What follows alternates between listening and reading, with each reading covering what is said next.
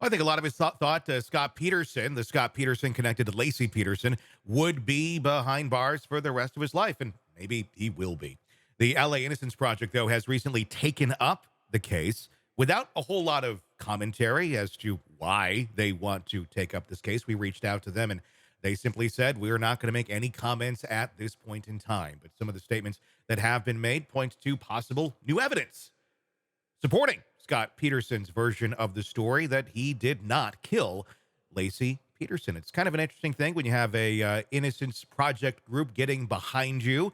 Here to discuss, Eric Faddis, attorney. Eric, what do you make of this? The LA Innocence Project getting behind someone like a Scott Peterson. Is there something big that we don't know about, or do they just need some extra attention right now? So why not go with Scott Peterson?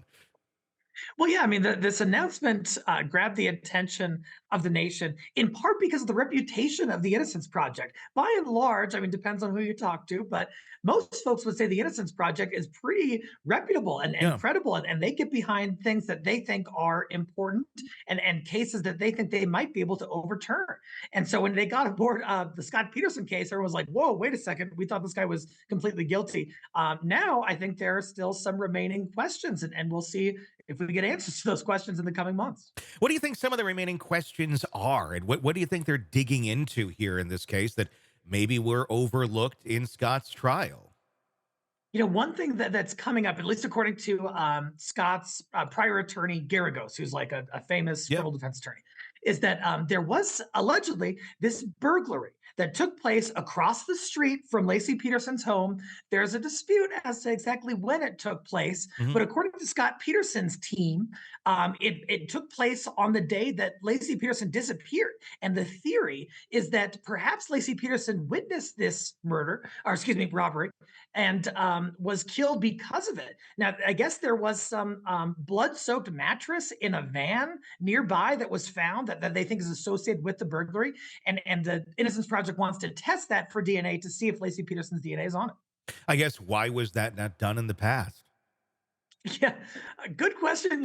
2004 was a different time, man. That was, 20 I was, a years hi- I ago, was which is insane to think of. I know, yeah, I was still in high school, Yeah. this was back in the day, and so DNA was still kind of in its infancy, was still developing, and so there wasn't as much forensic testing like that took place. Thankfully, that there have been, materials that have been preserved, and hopefully they are still in a testable fashion, now. Yeah. I mean, at the end of the day, we all want justice. If for some reason Scott Peterson did not do this and just has absolutely horrible optics and decision making powers, but didn't commit the murder, then yeah, then this should certainly be looked at. But do you think Scott was found guilty more so because of his character than the evidence itself in the case? I mean, the circumstantial evidence is there, and I know a lot of people, oh, circumstantial evidence. Again, this is the analogy is simple. You look outside your window at night, there's nothing on the ground. You wake up in the morning, there's snow. That's circumstantial evidence that it snowed. Even if you didn't see it snowing, it obviously snowed, unless the snow cone truck decided to go drop all of its ice off in your front yard. Highly unlikely. Could it happen? I guess. But that's circumstantial evidence. This is someone who really was painted in a horrible light, but not necessarily, I think, with much effort. It was his actions were pretty horrible. Having the affair with Amber Fry, all the lies that he told. He went fishing this in the same lake that his wife and an unborn child were found in, way out of the way. Wasn't even accurate on what he said he was fishing for. I mean, there were so many things that just never really truly added up, which could, in theory, point that Scott is just a really horrible, malignant narcissist and has no emotions or feelings. And once Lacey was gone out of the picture, it was a green light for him to take up this next relationship without much thought or feeling for the previous. Some people are just wired that way. It's fucked up, but it's true. But that could possibly be the case. Is there credence? Could that possibly be the story here, that this is just really is a really bad dude? But the pieces all came together to paint a much darker picture than what reality really was. Yeah, it's important to think about it. Is Scott Peterson guilty of killing Lacey Peterson and his unborn child, or is he just have bad luck and he's a bad dude and he just got a bad shake? And oh, how sad for Scott Peterson. I'm not so sure about all of that. Yeah. But it is important to mention. There was the affair, there was infidelity, there was inconsistent statements by Scott Peterson. There was a lot of ammunition Yeah. for people who maybe just didn't like him to kind of hang their hat on and say, "Hey, look, this guy is a scoundrel, and I don't like him, and I'm going to vote for guilty." Did that happen in the deliberation room? I have no clue, but I'm sure that the Innocence Project is looking into whether he was convicted based on his character as opposed to his action. What sort of path? I mean, we're just theoretically talking here because the Innocence Project is not saying anything about this as of yet, other than they're taking up the case. What potential path, does an organization like this have to help Scott Peterson or influence a path forward for him? Sure. So when a person is convicted, that they kind of have multiple next steps that they can consider. There's a direct appeal, which has already happened, but there's also things like a habeas corpus petition, which is really just kind of a hail mary. It's sort of saying, "Hey, look, we've got some new stuff. We know there was a conviction, but we really think this new evidence calls into question that conviction, and so court, you've got to look at this again and consider a new trial." And I think they're going to go the habeas route and see if that long shot is going to get Scott Peterson freedom.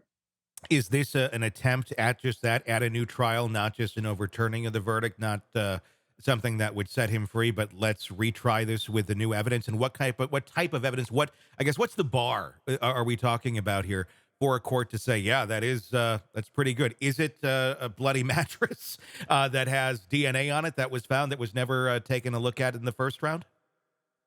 I don't think any of the possible new evidence that some reports have referenced would result in a complete reversal of the conviction and no new trial. That's pretty unlikely. Mhm. That usually happens when there was like structural error or like, the defendant did not get a fair trial on a fundamental level. Here, what we have is potentially some additional evidence that broadens the view of what may have happened.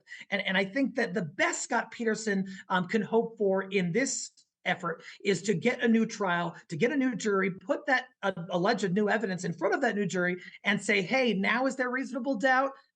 Jury, you tell me." And with what we know, because obviously all of the things that have come up, and we just, scratched the surface of the circumstantial evidence here. There's a lot that points to Scott Peterson being the one who did this. All those things, I'm sure, would get brought back up in trial, likely.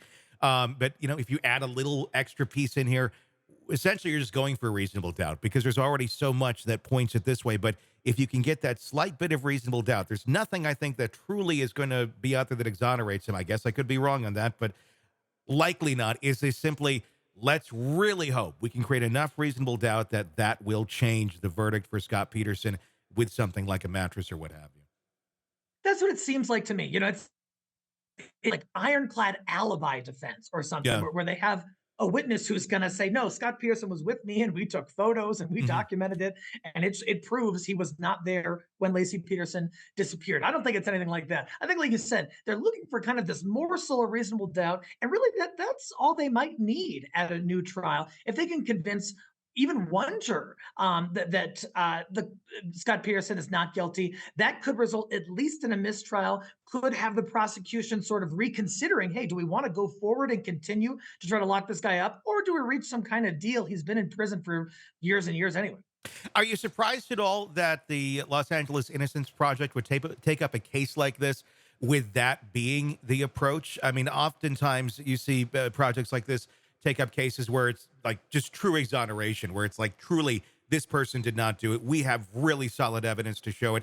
This, I mean, this seems like, kind of, tricky maneuvers that are going to be going on just to kind of create some doubt when there's a lot more evidence that points towards guilt than not. This isn't that clear cut, yes, you got these guys off because they really, they should be set free or he should be set free. This just still seems like you're really, it's so very iffy at the end of the day, even if there is a trial. And for a project like that to be behind it, I don't know, it just doesn't seem characteristics of an organization like that.